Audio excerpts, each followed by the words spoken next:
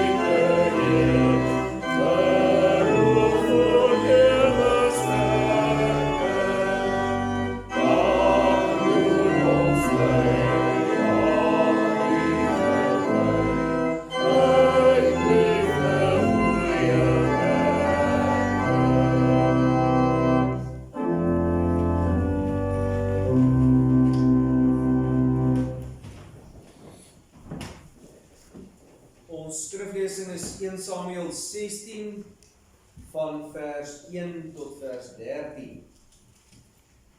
1 Samuel 16 van vers 1 tot vers 13.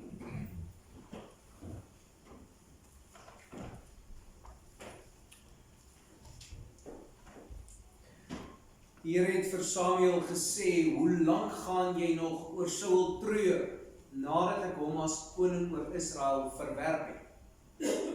Maak 'n horing vol olie en gaan na Bethlehem toe. Ek stuur jou na Isaï toe, want onder sy seuns sien ek vir my 'n koning. Samuel vra toe, hoe kan ek gaan? As Saul dit hoor, sal hy my doodmaak. En die Here sê vir hom, neem 'n vers saam en sê, ek het gekom om vir die Here 'n offer te bring. Nooi dan vir Isaï na die offer toe. Ek sal jou meedeel wat jy moet doen. Sal vir my die een wat ek jou sal beveel. Samuel het gedoen wat die Here gesê het by sy aankoms in Bethlehem. Het die leiers van die stad om ontstel tegemoet gekom en gesê, kom u in vrede. En hy het gesê, ja, ek het gekom om vir die Here 'n offer te bring, reinig julle en kom saam met my na die offer. Hy self het vir Isaai en sy seuns gereinig en hulle na die offer toe genooi. Toe hulle inkom het Samuel vir Eliab gesien en gedink, die gesalfde van die Here staan hier voor die Here. Maar hy sê vir Samuel, moenie na sy voorkoms of sy buitengewone lengte kyk nie, want ek het hom nie gekies nie. Die Here kyk nie na dieselfde dinge as die mens nie. Die mens kyk na die innerlike, maar die Here na, soos die mens kyk na die uiterlike, maar die Here na die innerlike. Toe roep Isaai vir Abinadab en laat hom voor Samuel verbygaan en hy dink die Here het ook hierdie een nie gekies nie. Daarna het Isaai vir Samma laat verbygaan, maar Samuel het gedink die Here het ook hierdie een nie gekies nie. Nadat Isaai 7 van sy seuns voor Samuel laat verbygaan het, sê Samuel vir Isaai, die Here het nie een van hulle gekies nie. Daarom het Samuel vir Isaai gevra, is dit al jou seuns die? En hy het geantwoord, die jongste is nog oor, maar hy pas nou skape op. Toe sê Samuel vir Isaai, laat haal hom, want ons eet nie voordat hy hier is nie. Isaai het hom laat haal, hy het 'n rooi gelaatskleur gehad, mooi oë en 'n goeie voorkoms. Toe sê die Here, staan op, salf hom, want dis hy. Samuel het die horing met olie gevat en hom voor sy broers gesalf. Die gees van die Here het van daardie dag af kragtig in Dawid gewerk. Daarna het Samuel klaar gemaak en na Rama toe teruggegaan. Tot sover lees ons uit die Heilige Woord, grasverdorp, nomme vermeld, en die woord van die Here staan tot in ewigheid. Kom ons bid saam. Ons almagtige hemelse Vader, ons is so maklik, so ingenome met onsself. Ons is so maklik, so beïndruk met ons eie prestasies. Hoe groot of sterk of slim of mooi ons is. Hoe ons die dinge reg kry en hoe suksesvol ons is. Ons wil tog net elkeen 'n bietjie belangrik wees, Here. Elkeen raak gesien word, elkeen tevrede kan wees. En ons besef nie hoeveel ons daardeur mis. Ja, ons kan sukses hê. Ons kan iets reg kry, ons kan 'n slim plan maak. En dan vergeet ons dat alles wat ons doen, gaan agter. Niks wat aards is, kan eendag saamgaan, die Heer. Net ons siele gaan om voor U te staan. En U kyk na die innerlike, U kyk nie na die uiterlike. Daarom moet ons nederig voor U buig, met ons hart, met ons gees, met ons siel. En ons moet bely dat ons eintlik baie klein is. Ons moet toegee, Heer, dat ons stofkorreltjies is in U oë. En saam met dit moet ons ook bely dat U elke een van ons stofkorreltjies op die naam ken. U het elke een van ons aan Uself vasgemaak met die band van die geloof. Dis hoe kosbaar ons in U oë is. Dis hoe kosbaar dit vir ons moet wees. Dit is die opregtheid en die verlange waarmee ons by mekaar moet wees. Hoor tog, Heer, ons is weer herinner aan wat ons plek is. Klein en nederig en stil voor U. Ons vra dat ons mag ontvang om ons daarin te versterk. Ons Ons pleit Here dat U woord vir ons sal oopgaan, dat ons met nederigheid en gedweenheid ons plek kan inneem as een van die kinders. Ons bid dit in Jesus naam. Amen.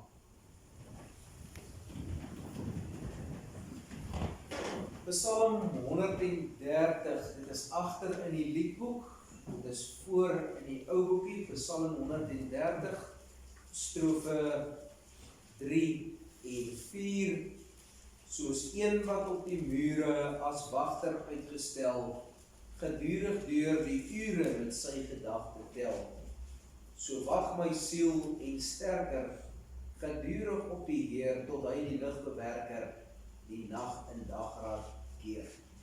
Psalm 130, strofe 3 en 4.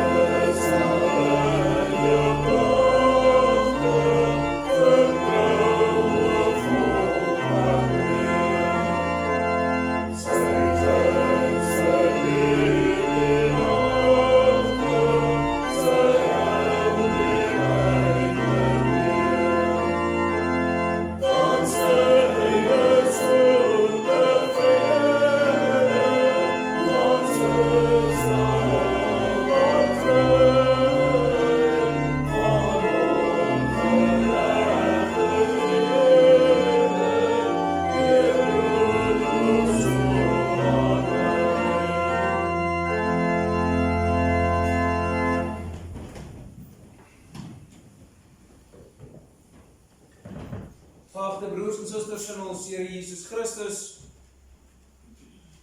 ons kyk na die vraag, het God geweet dat Adam en Eva sou sondig? Ons het al van tevore daarna gekyk, in die afgelope week,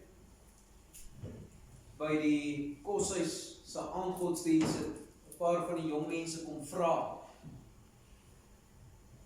En dit is so belangrik dat mense hierdie saak reg verstaan, want as mense die saak verkeerd verstaan,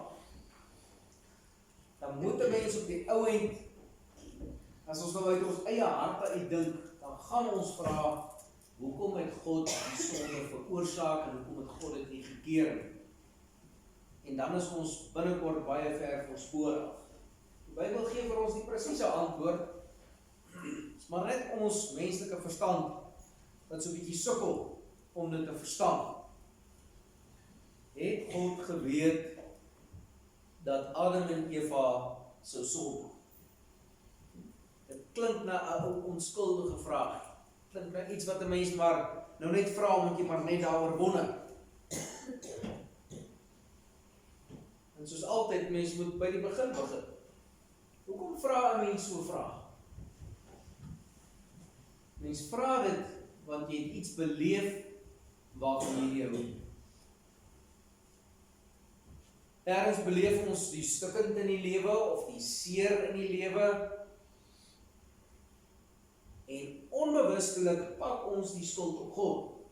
Dieselfde as wat daardie tyd na die sondeval geplaas het. Toe die Here vir Adam vra, hoekom het jy dit gedoen? Sê nee, dis die vrou. Dan vra die Here, hoekom het jy dit gedoen? Sê nee, dis die slang.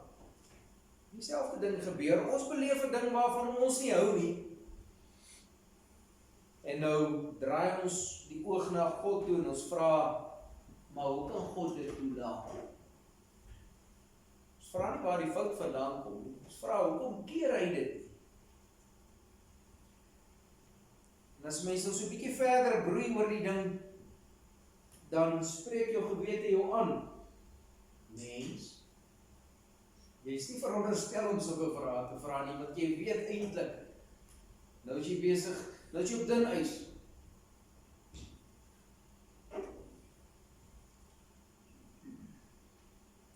En dan draai die mens die vraag so bietjie. Want as ons die vraag so bietjie draai, dan voel dit dan vir ons hier in ons agterkop, dat ons nou nie so heeltemal ernstig teen God praat nie. Nou vra die mens, maar hoekom het die Here dan die mens so gemaak? Dit is dieselfde vraag. Dis weer God wat in die beskuldigde bank moet staan.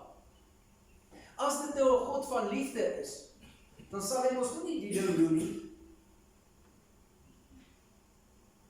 As ons mooi dink oor die argument, as dit 'n God van liefde is, dan sê ons daarmee, God se woorde en God se dade kom nie byeen nie. Hulle kom nie met mekaar ooreen nie. Hoor jy hoe lieg 'n mens vir jouself? En dan moet ons onsself maar so 'n bietjie teen die kop klap en sê, kom, tyd om wakker te word.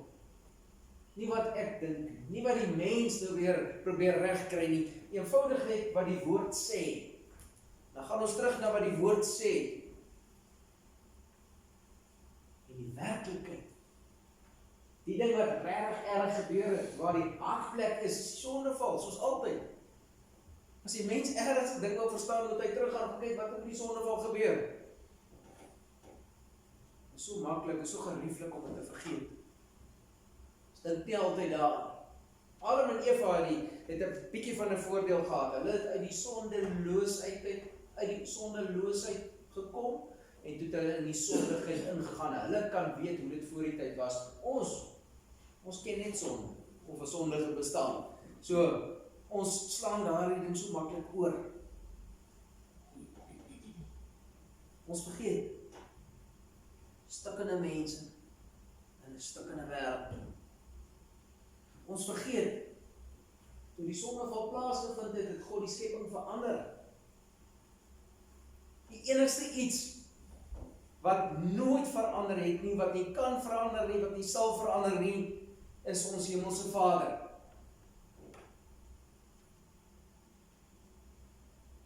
Nou begin jy al hoor, die antwoord wil so 'n bietjie begin uitkom. As God nie verander nie, dan moes hy onder iets skeef geloop het. En as mense so begin verduidelik, dan sê die mens, maar hoekom het God dan die mens so gemaak dat hy kan sondig? Hoor mooi. Hoekom het God, daar sit ons op weer terug in die beskuldigde bank. Ons is nie tevrede nie, so dit moet God se skuld wees. Ons moet baie mooi verstaan. Dit is hoe hardnekkig ons siele kan wees. Ons kom net eers agter nie. Dit is hoe die mens vasklou aan ek is onskuldig, dis nie ek gewees nie. Die Bybel gee vir ons 'n heeltemal ander prent. Dis hoekom ons net die Bybel moet vat en net moet lees en kyk wat staan daar. Partykeer moet 'n mens jou gedagtes afskakel. Sny lei, kyk net wat sê die Bybel.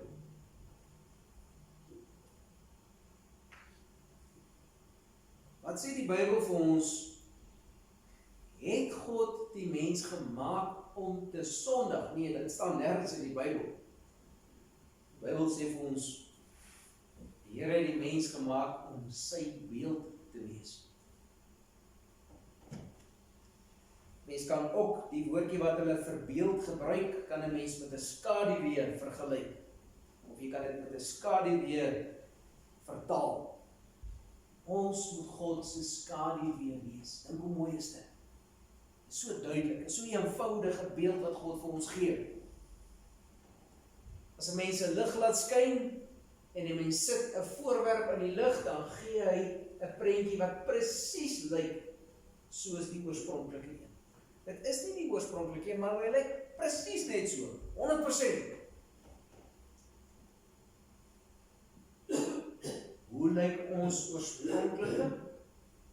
Die oorspronklike is die heilige God self. Sondeloos, ewig, barmhartig, genadig, liefdevol, volmaak, noem dit maar op. Dis die standaard waarop hy die mens gemaak het. God het nêrens beplan, gedink, dat die mens moet gaan sondig. Dit was nie die bedoeling nie, en daarmee is God uit die beskuldigde bank uit. Ons kan nie vra, hoekom het hy dit so, hoekom het hy dit so nie, die oorsaak lê op 'n ander plek.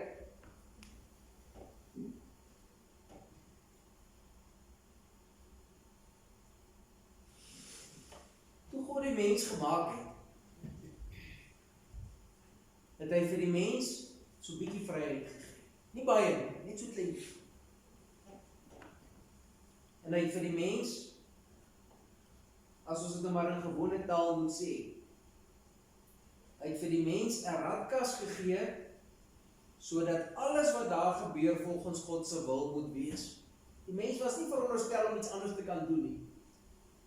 En die mens kon net so klein bietjie vir homself dink. Dis hoe ons gemaak was aan die begin.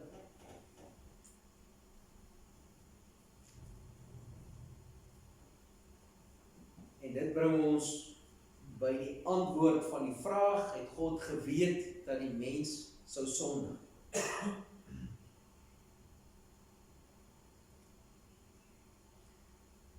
Ons moet aanneem dat God geweet het dat daar 'n moontlikheid bestaan dat die mens sou sondig. Want God weet alles, hy ken alles, hy verstaan alles. Maar sy bedoeling was nie dat die mens dit sou doen nie. Sy beplanning was nie dat die mens dit sou doen nie. Sy opdragte was duidelik, sy genade was reg. Alles aan God se kant is 100% in plek dat hierdie tweebeen wese, die mens, daardie pragtige skadubeeld van God moes wees. Daai ding moet ons verstaan. Dan kom daar 'n ding in wat dit na ons kant toe baie swaarder maak. Vir God se plan om skeef te loop, moes die mens 'n besluit neem teen God se wil. Hy moes die besluit neem teen sy gewete in. Hy moes die besluit neem teen sy eie ingesteldheid in. Teen sy eie wese in. Ten koste van alles wat 'n mens weet, reg, ordentlik, billik is, het die mens gesê, nee dankie, hy wil homself, die skaduwee wil homself losmaak van sy skepper af, hy wil alleen daar gaan staan. Nou dink nou, as hy skaduwee homself losmaak van sy oorspronklike af, wat is dit? Dis 'n stukkie duisternis. Dis 'n stukkie donkerte wat nou hier 'n skuilplek moet soek. Dis wat daar gebeur het. Die oomblik as 'n skaduwee los is van sy oorspronklike af, kan daar tog nog nie veel oorbly. Dan moet ons onsself vra, hoe ernstig was hierdie rebellie van die mens teen God? Dis nie so per ongelukkige ou ietsie wat eendag lang terug gebeur het. En dan moet jy asseblief baie fyn luister, want die antwoord van God se kant af maak God se genade soveel groter en soveel meer.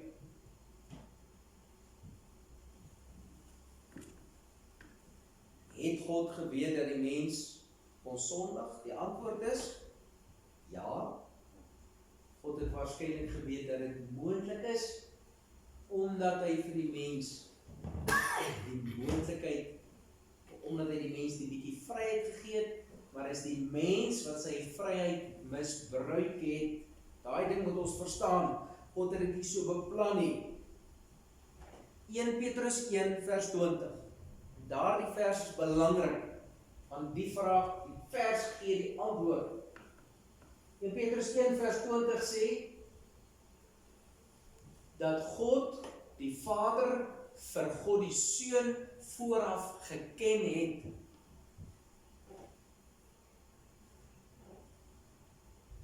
Dit beteken, God het geweet, hierdie mens wat hy maak, kan dit doen.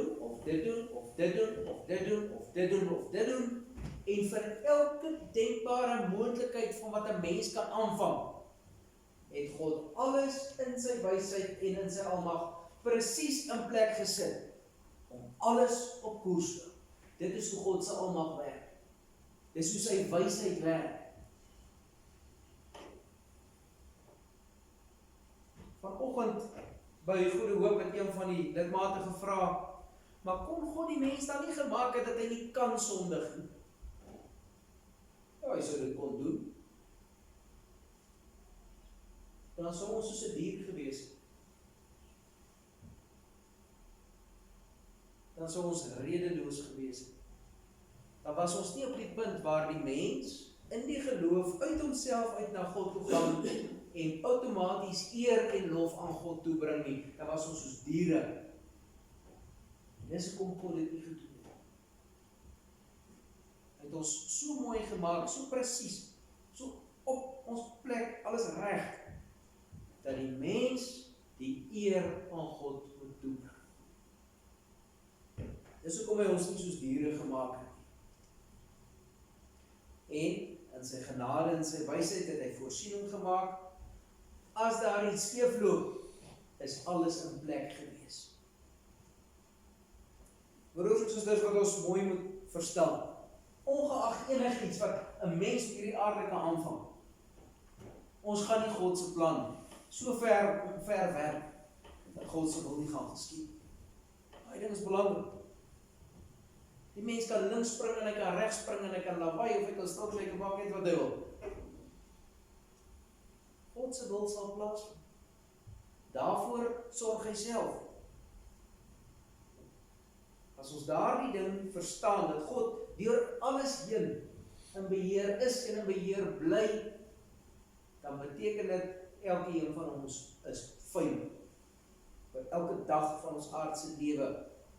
Ons moet net nie die sondeval so ver herhaal, dat ons die band met God weer afskeur. Dan gaan ons 'n warm probleem hê aan die einde van ons lewe.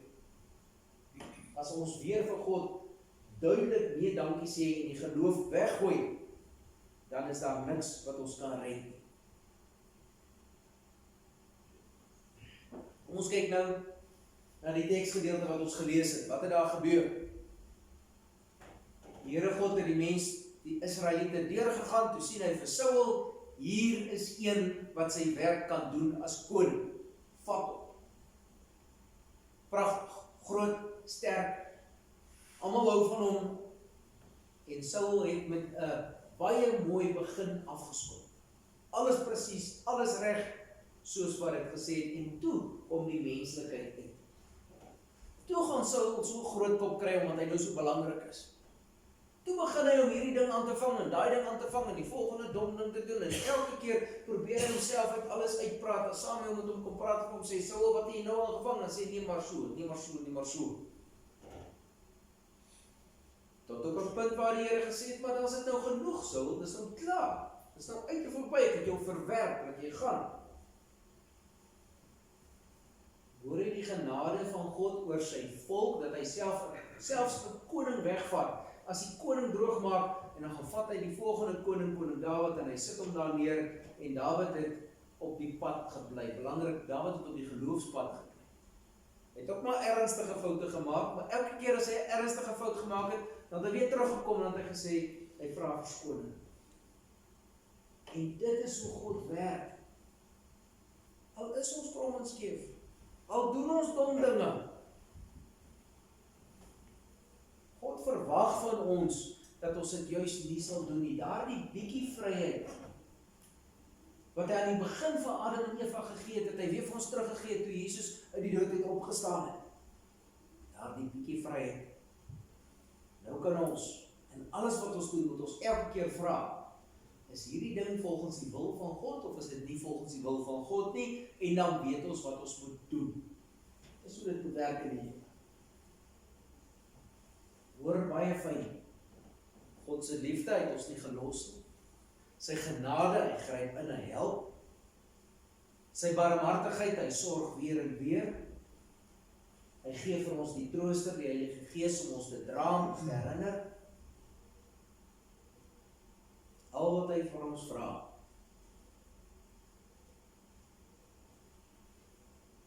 Met die Here jou God lief hê, met jou hele hart, jou hele krag, jou hele verstand, en jou naaste soos jouself. Is nie te veel gevra. Amen. Kom ons bid saam.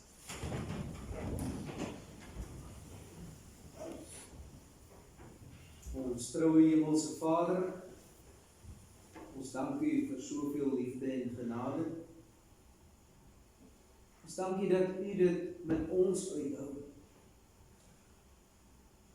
Daar waar ons raas en lawaai, daar waar ons kwaai of onregverdig is, daar waar ons vanuit selfsug optree, daar waar ons opstandig is, waar ons dan oneerlik is, of sommer net nie wil omgee nie, in alles is U teenwoordig. U gee aan ons die geloof, U versterk ons geloof. Ons is so veilig as wat 'n mens kan dink om te wees. En ons moet weer toegee, Here, ons mense hou nie altyd daarvan.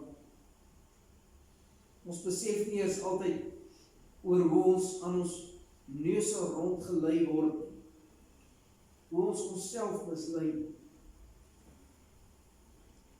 En as ons weer kan kry, dan het U genade betoon, dan het U liefde betoon, U het gered, U het beskik, U gee krag na kruis.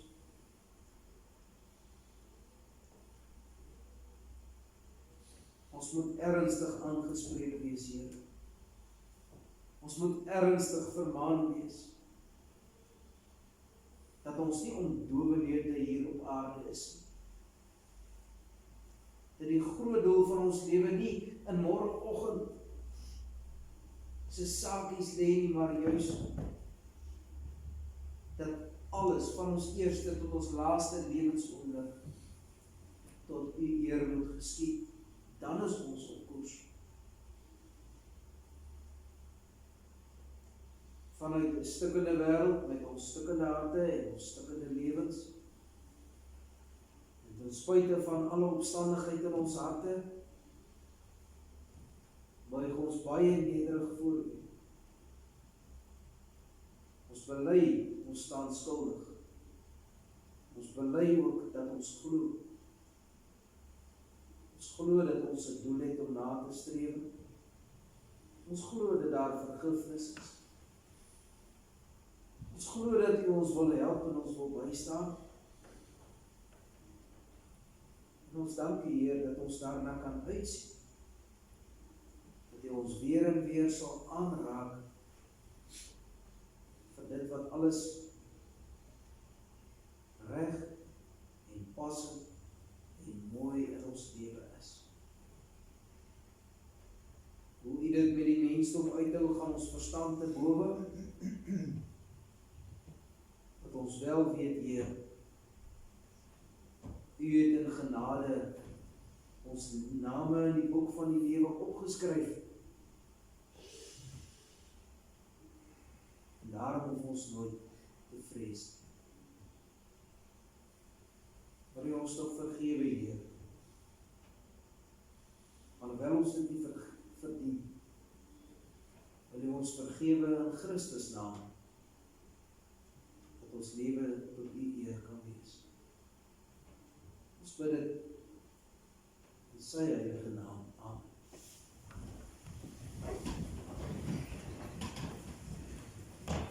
Psalm 466 in die liedboek, Ou Gesang 16. Sing die eerste en die tweede strofe is 466 in die liedboek, Ou Gesang 16, strofe 1 en 2. Aanbiddelike Skepper Heer, hoe lieflik om U al die eer en dank en lof met jubeling diep uit ons harte toe te bring.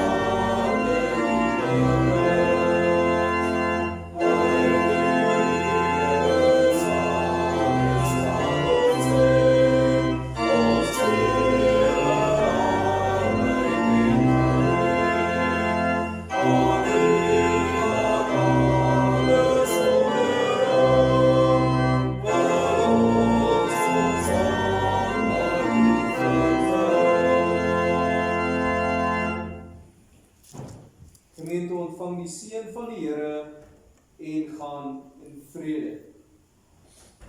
Die Here sal julle seën en beskerm, die Here sal tot julle redding verskyn en julle genadig wees.